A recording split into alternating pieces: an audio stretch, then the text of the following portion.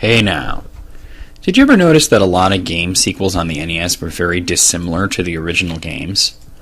A lot of NES classics had sequels, of course, and some of them were exactly like what you'd expect, more of the same. Like Contra, for example. It had Super Contra, which was similar. The sequels to Dragon Quest were exactly like you'd expect, just bigger and better. And Mega Man famously got 5 sequels on the NES that all used the same sprite and basic engine. But a lot of high-profile NES games completely changed the formula for their sequels. And what's amusing is that even though these vastly different sequels tended to be well-received, after all, it's not like there was a long line of games to compare them to, the third games usually went back to the formula.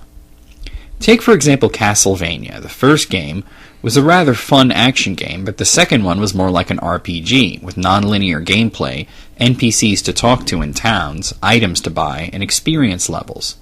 But then Castlevania 3 was more like the first one. Zelda 2, The Adventure of Link, was weird because in some ways it was more of a traditional RPG, with a differentiation between overworld, towns, battle screens, and dungeons, NPCs to talk to, experience levels, and even learnable magic. But in other ways, it was quite strange for an RPG with side-scrolling parts. But then the third game, A Link to the Past, would return to that top-down view. Even in Japan it was like this. Final Fantasy II on the Famicom ditched experience points and levels in favor of a more Western-style game, and it had way more of an emphasis on storyline with preset named characters and a changing lineup to the party. But Final Fantasy III would return to player-created characters, experience points, and levels. But the most famous out of all of them was Super Mario Bros. 2. It was really different, but at the time, we didn't really question it. Of course, it's not exactly the second Mario game. Before Super Mario Bros., there was Mario Bros., which was very different, and before that, Mario had appeared in games like Donkey Kong and Wrecking Crew. So it seemed that every Mario game would just be drastically different, with the only thing that was the same, the jumping. Except in Wrecking Crew, which was weird. But my first time playing it, I could see how weird and different it was. Having played Super Mario Bros., I expected to be able to jump on enemies to kill them, but in Mario 2 you ride most enemies, and you have to pick them up to throw them at other enemies. You also had a life meter that you could expand, and you didn't only have to play as Mario or Luigi for player 2. As a matter of fact, there was no multiplayer. Instead you chose between Mario, Luigi, Toad, and Peach, or Toadstool as we called her back then, and they each played differently. The setting and enemies were different as well. In the first game, Mario was in the Mushroom Kingdom, trying to rescue Princess Peach from Bowser. And it did seem pretty normal that it changed. I mean, Bowser was dead, the princess is safe, that's all done, right? So it's time to introduce a new villain, Wart, or Mamu as he's called in Japan. In this case, he's invading the land of Subcon, and instead of kidnapping Peach, he's kidnapped several sprites, also called Subcons. None of the enemies from the first game were present, and there was an all-new cast of creatures. The closest thing to an old enemy appearing was the turtle shell that you'd sometimes find as a power-up that you could throw, and it would slide forward like a Koopa shell. One thing that confuses a lot of people about Super Mario Bros. 2 is the ending. Mario wakes up, showing the entire thing was a dream, and then goes back to sleep as the credits roll.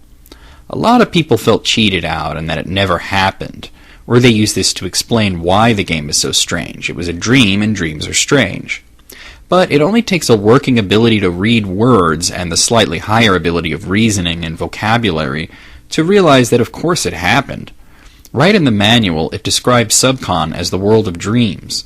Although the story starts with the cast going on a picnic and then getting sucked into a portal, the fact is, it's the picnic part that was a dream. Wart was invading Subcon. It doesn't exactly take a genius to figure out that Subcon is short for subconscious. He's a dream demon that invades your dreams, kind of like Freddy Krueger, only, not. So, it's not like the entire thing was some insane dream that Mario had. It was that an evil spirit invaded his subconscious and he had to fight it off. But just like the Dream Warriors in Nightmare on Elm Street 3, he took on several avatars with different powers to get through it, which took the form of familiar faces, his brother, his girlfriend, and Toad. But okay, that's the story reason why the game is so different. What about the actual reason? Well, it's a commonly told story that you're probably familiar with. The commonly told story goes that Nintendo developed a game very similar to Super Mario Bros. As the sequel, but it was deemed too hard for American gamers, so they took a completely unrelated game called Dokyoki Panic, slapped some Mario all over it, and released it in America as Super Mario Bros. 2. And the real Super Mario Bros. 2 didn't come out in America until years later on the Super NES as a part of Super Mario All-Stars, where it was called Super Mario Bros. The Lost Levels. Even though both games are technically Super Mario Bros. 2, the Japanese one is almost always referred to as the Lost Levels to avoid confusion. The story is essentially true, but it's the details that people miss out on that makes it really interesting. For one, Dokyoki Panic was a real game, but there's a few things about it you probably didn't know. For one, the full name of the game is actually Yumi Kojo Dokyoki Panic, and in English it means Dream Factory Heart-Pounding Panic. You actually see the phrase Doki Doki in a lot of Japanese games, especially older ones, and it means heart-pounding. Basically, it's telling you the game is exciting. Another interesting thing about it is that it's not exactly like Super Mario Bros. 2, with different sprites. That's what you'd expect. There are a lot of subtle differences, most of them graphical, in Super Mario Bros. 2, such as more animation in general. But the big gameplay change is the ability to hold down the B button to go faster, which did not exist in the original game, but was added to Super Mario Bros. 2 to give it more of a Mario feel. Another thing is the story. A lot of people have said that the characters and story in the game are based off of Arabian mythology, which is completely untrue. I think they only say this because of the appearance of the characters, who wear clothing like Arabian headdresses and turbans. In fact, the characters are very, very Japanese. They're a family set out to rescue missing kids. There's a brother and a sister named Imogen and Lena, and the parents are called nothing more glorious than Mama and Papa. The reason for their vaguely Arabian look is that instead of going into a dream, they're going into a book, and the Arabian tableau is the setting of the book that they're in. The characters themselves, however, are corporate mascots for a Japanese television network called Fuji Television. Dokyoki Panic was a game made to promote an upcoming television event, Kojo 87, which was a showcase for new shows and promotional products. The characters were made by the television station, but the story, setting, and all the enemy characters, including Mamu, who we know as War, were all created by Nintendo, which is why you see a lot of the new enemies, particularly Shy Guys and Birdo, in later Mario games. Though you don't see Wart much, other than in a cameo in The Legend of Zelda Link's Awakening. The thing is, if you were to get an emulator and a copy of the Dokyoki Panic ROM, you might notice that even though things like pressing B to go faster are not present, there still are a lot of things that make it seem like a Mario game. For example, the Starman that makes you invisible is present, the sound effect characters make when they jump is the same, there's still coins, and they make the familiar coin sound effect, and the POW blocks, which originally appeared in Mario Bros., were present. So how come a game that initially had nothing to do with Mario has had so many elements of a Mario game? Well, the reason is twofold. One is that even though the game was directed by Kensuke Tanabe, the game was produced by Mario's creator, Shigeru Miyamoto. So it's fairly obvious that Miyamoto's involvement is the reason for the Mario references. But that's not all. There's a second, far more interesting reason. The second reason is that this was indeed originally supposed to be Super Mario Bros. 2. Yeah, put that in your pipe and smoke it. Let me explain. Back when the original Super Mario Bros. Was a success, Nintendo started talking about a sequel and tapped Kensuke Tanabe to create it. He created the groundwork of the game that would later become Dokyoki Panic, just basically in an earlier prototypical state. The game focuses on picking up and throwing objects, had vertical scrolling, and co-op multiplayer that would allow players to either work together or against each other by throwing each other around. The problem was Nintendo said the game was not fun enough and too different from Super Mario Bros. To be marketable. So at this point, Nintendo worked with the original Super Mario Bros. Engine, modified it slightly to allow new gameplay elements, but created a very similar game to the original, just with updated graphics, a few new tricks here and there, and multiplayer was traded in for the ability to select either Mario or Luigi from the start, with Luigi jumping higher but having less traction. Because Super Mario Bros. 2 is so similar to the original in terms of gameplay, they made it extra difficult and marketed it as the expert version. For gamers that had completed and mastered Super Mario Bros., here's a new challenge.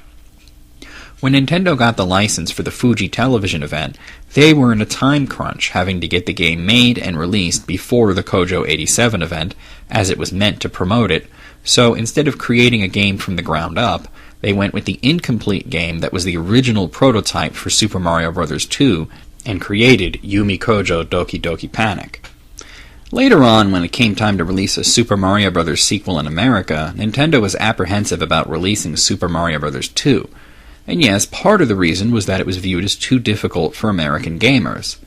Not that they thought we were all noobs, but at the time, video gaming was already a cultural phenomenon in Japan, but it was more of a casual or niche interest in America. Part of that had to do with the video game crash, which was largely an American event.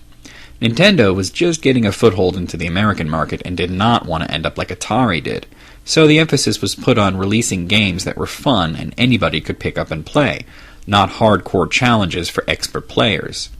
Another reason was simple market research from Japan itself. Although Super Mario Bros. 2 was a success in Japan, it was not nearly as much of a success as the original game, as it limited its market to expert gamers, and this was quite honestly a mistake on Nintendo's part. The third reason is inevitable criticism from the game being too similar to the original game. American gamers were more finicky and wanted to play a wide variety of different games, not rehashes of the original. Although Super Mario Bros. 3 would return to the more familiar formula and would be the most successful of the three, it would have been a mistake to release a game that was graphically almost identical to the original with no new music and only a few new game mechanics. So once again, having to release a sequel and not having one that is marketable on hand, once again, instead of creating a new game from the ground up, they used Tanabe's game. This time, a finished product already, and all they needed to do is change the character sprites, add in a few extra graphical touches, mostly having to do with animation, add in the mechanic of holding B to run faster, new title screen, new ending, and boom, Super Mario Bros. 2 was ready for American consumption. One more thing is, it's really interesting to see how the characters line up. If you were to look at the Dokyoki Panic characters, you might assume that the big fat guy with the mustache became Mario, and the little guy was Toad. But it's actually the opposite. Imagine, who was the small boy with the turban, became Mario, and Papa, the big mustache guy, became Toad. Also, Dokyoki Panic had two females, Lena and Mama, and Super Mario Bros. 2 only had one, Peach. So Mama became Luigi. Yeah, that's right, fucking Mama Luigi. You might have heard that our version of Super Mario Bros. 2 eventually did wind up in Japan as Super Mario USA, and that much is true, but once again, it's the lost details of the story that make it interesting, or in this case, just one detail that isn't well known. In Japan, Super Mario USA was released in 1993, well after the Super Famicom had come out and after both Super Mario Bros. 3 and Super Mario World. So the game that we think of as the second Super Mario game in America, in Japan is actually the fifth. You might also wonder why they bothered releasing the game at all, as they already had Dokyoki Panic. Well, as I mentioned, Super Mario Bros. 2 is just better, with improved animation and the B button thing, but there's more to it than that. The fact is, Dokyoki Panic was a very obscure game even in Japan, and had not been played by many people. So this was an opportunity for Nintendo to basically release the same exact game, but because it had Mario on it, people would buy it. Another reason was that Dokyoki Panic was exclusive to the Famicom Disk System, an add-on for the Famicom that took floppy disks as media. I never really understood the point of the disk system, as pretty much all the best games for it were also released on cartridges. Since you obviously had to have a Famicom to play the disk system games, and not every single person who had a Famicom had the disk system, releasing the game on cartridge was releasing it to a larger market. And while in 1993 the NES was lagging heavily in America, the Famicom was still very popular in Japan. But the disk system, not so much. So, it's also Nintendo's way of showing loyal Japanese consumers that they were still supporting the Famicom, even though the Super Famicom was around. So Japanese gamers who might have missed out on Dokyoki Panic got an even better version, and not too long after this, the release of Super Mario All-Stars would let American gamers play the lost levels for the first time.